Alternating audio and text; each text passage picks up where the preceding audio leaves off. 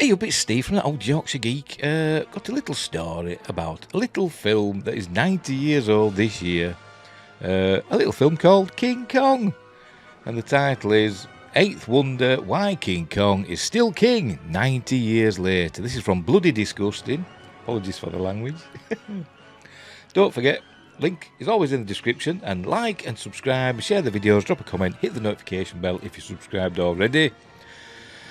I'm also on Rumble and Spotify and Amazon Music Podcasts and Google Podcasts. You can also find me on the social medias of Facebook, Instagram and Twitter. Links are all in the description. Links for my two books, Mercury Rapids, there it is, light-hearted sci-fi action adventure, and Silent Predator, a short horror novella. They're both on Amazon, Kindle, paperback. It's just a bit of fun. Right, so let's have a look at this article from Bloody Disgusting about King Kong. My favourite film of all time. I mean, you might think, oh, it'll say Star Wars is his favourite film, or Lord of the Rings, or Close Encounters of the Third Kind. That is a close second, to be honest. But no, my favourite film of all time is, and always has been, King Kong, the original 1933 King Kong. Not the Peter Jackson one. It's a fine film, but it's not a patch on the original. So, let's have a look at this. Right. The Eighth Wonder. Why Kong is still king 90 years later. And I'm showing the wrong thing. Where is it? Oh, there we go. Oh, crikey. Anyway, so there he is. There's King Kong. From the promotional poster. Obviously, he's not that big in real life. He's not towering over the New York skyline. With Fairy, the beautiful Fairy, in his hand. And actually, she was actually smaller than that, wasn't she, in scale? But anyway, let's carry on. Right, here we go. A strong argument could be made for King Kong being the most influential movie ever made. Kong's progeny includes Mighty Joe Young, the original one, not the Bill Paxton one. What's the face? That Charlize Theron, not that one. The Creature from the Black Lagoon, Godzilla, Ray Harryhausen films. Ray Harryhausen was famously inspired by King Kong. He saw it when he was a 13-year-old lad in 1933. At Grumman's Chinese Theatre. Star Wars, Jurassic Park, Lord of the Rings, Avatar, and many of the character-driven stop-motion creations of the past 90 years, and dozens of authorised and unauthorised spin-offs, sequels, remakes, and rip-offs. The film inspired dozens, if not hundreds, of directors, special effects artists, sound effects creators, composers, and film creators of all kinds, YouTubers, who have in turn inspired the next generation of filmmakers, and they're the next. It is the first special effects-driven blockbuster of the sound era, a genre-crossing spectacular that introduced the world to some of cinema's most iconic imagery and sound. The screen's first true scream queen, and one of the all-time great gods and monsters of film history. King Kong is many things. A monster movie, a romance, a prehistoric fantasy, a film about filmmaking, a social drama dealing with class divides during the Depression, but above all, it is an adventure story. Action and adventure was the lifeblood of Kong's creator, Merian C. Cooper, and the character of Carl Denham is largely based upon him. While serving as a fighter pilot in World War I, Cooper met a kindred spirit in Ernest B. Schoedsack, who shot a great deal of documentary battle footage during the war. The First World War, as it's said. After returning home, the two joined forces, shooting nature documentaries for RKO, which they called natural dramas. In shooting these films, both men would place themselves in great danger to get the most exciting shots. After creating two particularly renowned documentaries, Cooper began dreaming up an adventure film centred around a long-held obsession with gorillas. He envisioned a giant ape battling prehistoric lizards, eventually layering in aspects of swashbuckling romance and the Beauty and the Beast fairy tale. Novelist Edgar Wallace was given the first crack at writing the script, but it would go through two more drafts, one by James Ashmore Creelman and another by Ernest Schoedsack's wife Ruth Rose, before Cooper was satisfied. By this time, he had already cast the leads, Robert Armstrong as Carl Denham, Bruce Cabot, is it Cabot or Cabot? I've never heard it said in real life, as Jack Driscoll, and most important of all, Fay Ray as Anne Darrow. As the script was being developed, Cooper pondered ways in which the special effects could be achieved. First, he considered bringing actual gorillas to the island of Komodo to fight the giant Komodo dragon lizards native to the island. The 30s. Thankfully, that idea was immediately ruled out by Schoedsack and the Archeo brass, including studio head David O. Selznick. He also considered men in ape and dinosaur costumes. Then Cooper visited the set of a picture in development at the studio titled Creation. It was there that Cooper met special effects wizard Willis H. O'Brien. O'Brien had developed a style of animation using models, later dubbed stop-motion animation, in the 1910s, and had sold several short films to Thomas Edison's distribution company. He later created lifelike dinosaurs for the 1925 silent film adaptation of Sir Arthur Conan Doyle's The Lost World, which was a sensation in its day, and they tried to make out that they were real dinosaurs, because he was a bit of a showman, Arthur Conan Doyle. And he tried making out that the footage that they'd shot for The Lost World was actually footage of real dinosaurs, and people believed it. Soon after Cooper met O'Brien, production on Creation was scrapped, and many elements of that film transferred over to Kong. Practically all of the dinosaurs, I think it was just called The Beast at this time, by the way. Practically all of the dinosaurs that appear in the film were originally designed and fabricated for Creation, as were many of the Skull Island settings. In fact, several elements of King Kong were built upon for frameworks that appeared in previous films, including the Cooper Schoedsack documentaries Grass, a Nation's Battle for Life, and Chang, a drama of the wilderness, as well as their narrative adventure film The Most Dangerous Game, which was actually shot more or less at the same time as King Kong, to be honest. It came out first, but famously, Fay Ray, I think she shot The Most Dangerous Game during the day and King Kong at night, or the other way around, I can't remember, but she shot one during the day, so she was basically working all day. She's like getting a few hours sleep in between, and she was probably exhausted. The poor lass. There's a famous shot of, actually I don't think that's in the film, where he's shoving a tree stump down the Allosaurus's throat. I don't think that's actually in the film, to be honest. But it's a famous scene where he's fighting that and doing wrestling moves and boxing and stuff. It's brilliant. The exception is Kong himself and several special effects innovations created by Willis O'Brien and his small team that included sculptor Marcel Delgado, cinematographer Frank D. Williams, and artists Harry Redmond Sr. and Jr. The various techniques used in the film redefined special effects for decades, with most of them still being used in some form all the way up to the digital revolution 60 years after the release of King Kong. Not only did the film blaze new trails in stop-motion animation, but revolutionised the process of combining it with live action in the same shot. This was achieved through a variety of techniques, including rear projection, optical printing, travelling mats, and multipass techniques, in which the same piece of film is passed through the camera multiple times to capture various aspects of the shot. O'Brien and team not only created the remarkable animated figures, but the sets they inhabit, the jungle sets in particular, are still beautiful to behold, created through a combination of miniatures, matte paintings on glass in the foregrounds and on canvas in the backgrounds. They look amazing. Best jungles you'll ever see. And if you can find it, find the colourised version of King Kong. The jungles look even better in that one, because they're in colour.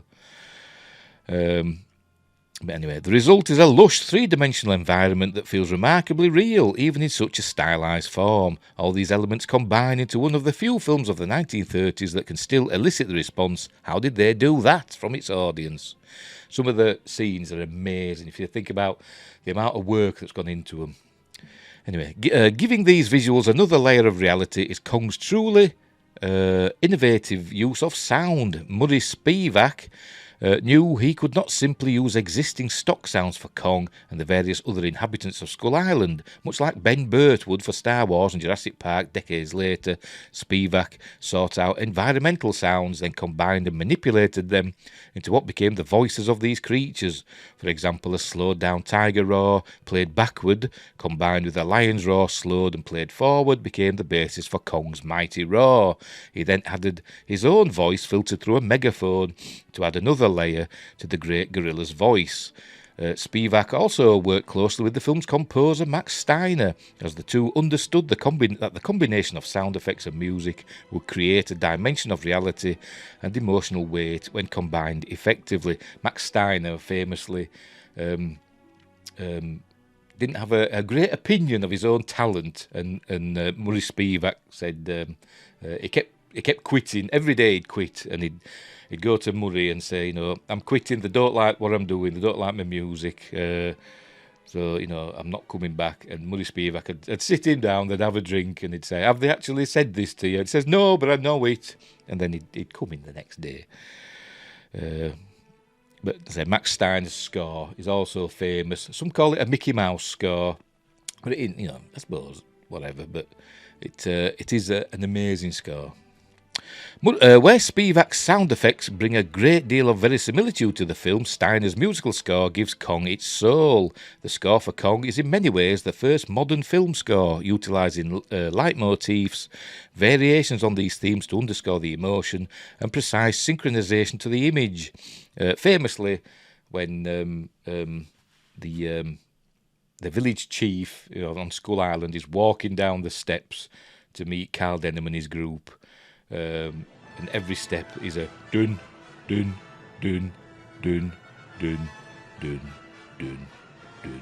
And then he carries on walking, dun, dun, and does that every time. That's why it's called a Mickey Mouse score, but it's still great. It's a wonder to behold.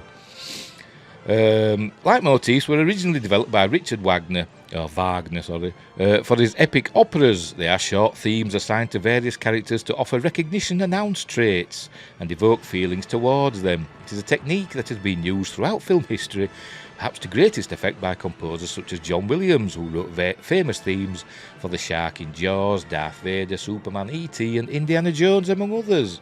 Steiner created several for King Kong, but the most recognisable are for Kong and Anne. The variations on these themes then evoke the gradual change in their relationship and ultimately underscores the sadness of Kong's downfall. The score was much more precise in its relationship to the image than previous film scores, with some cues acting like sound effects such as the steps of the chieftain's feet on Skull Island and Kong smashing the sides of the elevated train in New York. It was a do, does all that, that sort of thing. And there she is, the lovely Fay Wray, the late great Fay Wray. Another iconic sound, Fay Wray's unforgettable scream, was heard for the first time in a horror thriller in 1932's Dr. X, and for the first time in a Cooper Shortsack film in The Most Dangerous Game that same year. But in Kong, her status as Scream Queen was crystallised. A natural brunette, Ray, you wouldn't know, I didn't know until I'd seen it in a documentary that said she was a natural brunette. Blonde suits. Ray felt that it would make sense to go blonde for the role, to stand out against her primate co-star, and chose her own wig for Anne. This in itself became iconic, and generations of blonde scream queens and final girls were born.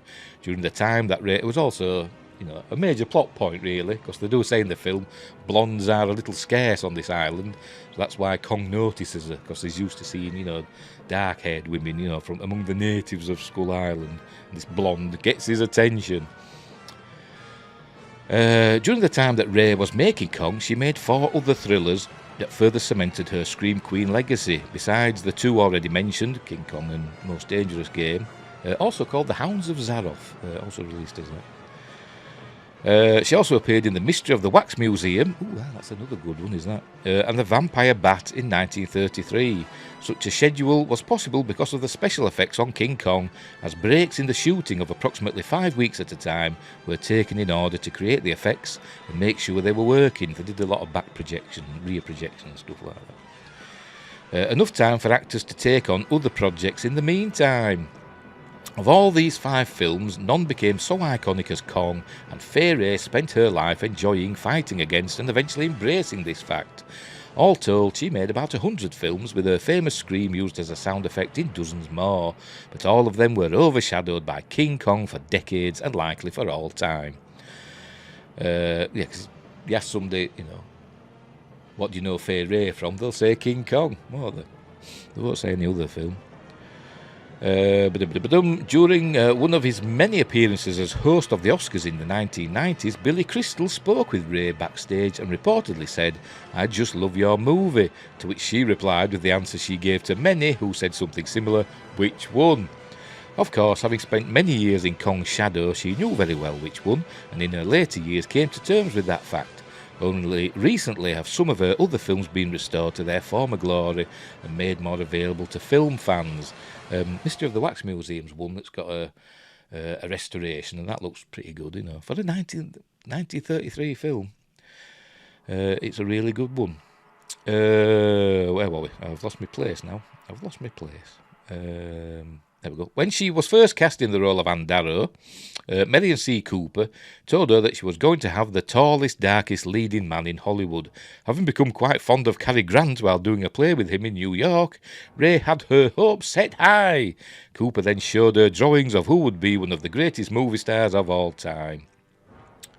Kong himself truly is the film's greatest milestone. He is the first central character of a film that is completely created through special effects, but also a fully realised character. When we first meet him 45 minutes into this 1 hour 45-minute movie, he is a god, a king and a monster. Like Anne, we are afraid of him and what he might do. As the film goes on, we soon realise that there is more to this animal than meets the eye. He becomes Anne's protector, fighting off a Tyrannosaurus Rex. I think it's more of a Allosaurus, really. I mean, it's got 3 fingers. I mean, come on. And Elasmosaurus, that's a great scene in Kong's cave where he fights the. It's a long. It's like a plesiosaur. But you look at that and you look at all the different what they call it, elements to that scene, and it's astonishing. A pterodactyl to save her, He expresses great curiosity about her and his environment, and ultimately we feel great empathy for him.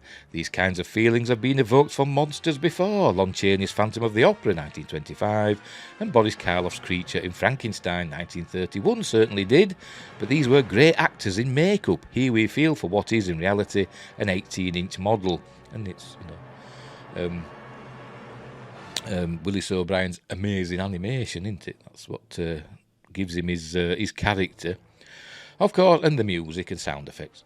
Of course, not every element of King Kong holds up today. Its racial attitudes are not exactly enlightened. The natives of Skull Island, stereotypical island, coloured natives. Is that how you'd say it? I don't know. Digging a hole for myself again.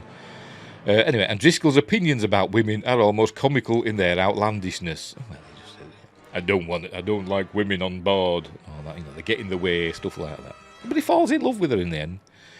And she falls in love with him, and he saves her, and he's the hero, blah, blah, blah. As the years have gone by, the seams in the effects show more than they once did. Just cut it some slack, it's 90 years old. But the emotions remain.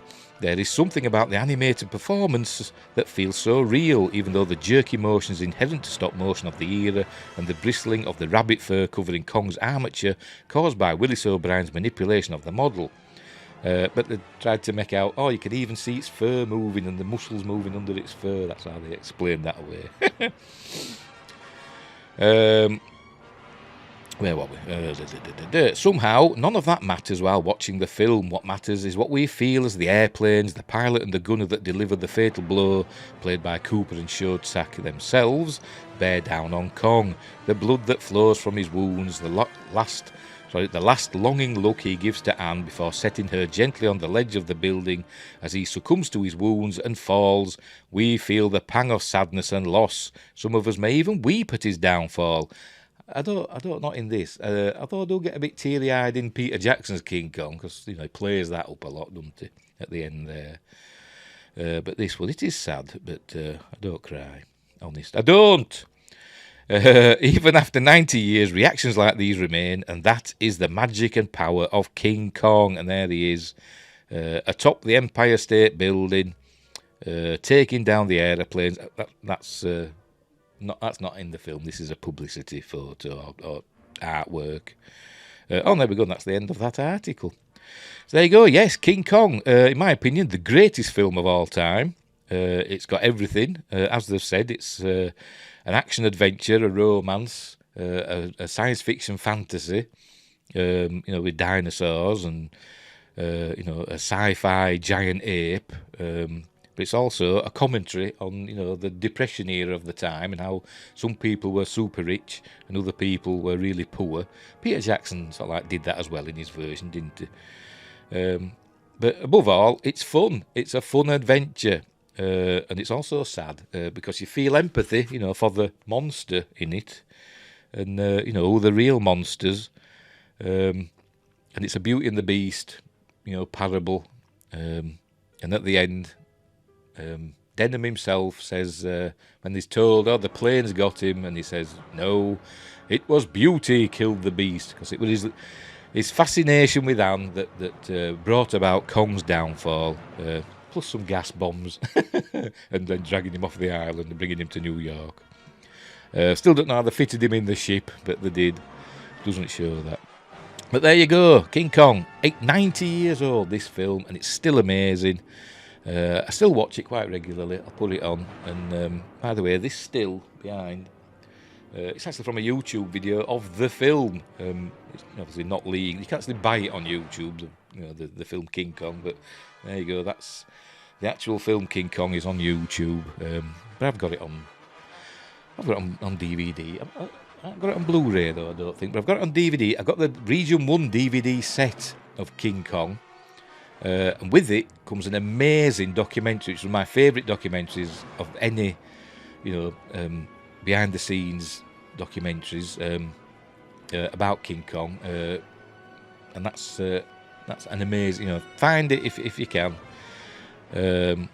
That's an amazing documentary. It might even be on YouTube if you look it up. But it goes on for over like 2 hours. It's really, really good. It's the one where it shows Peter Jackson and his team recreating the spider pit sequence. So that's fun. It also tells you about creation and all that, and how the Kong came about, and it's got interviews with, you know, the cast and crew and all that, and it's really, really good. So seek that one out if you can.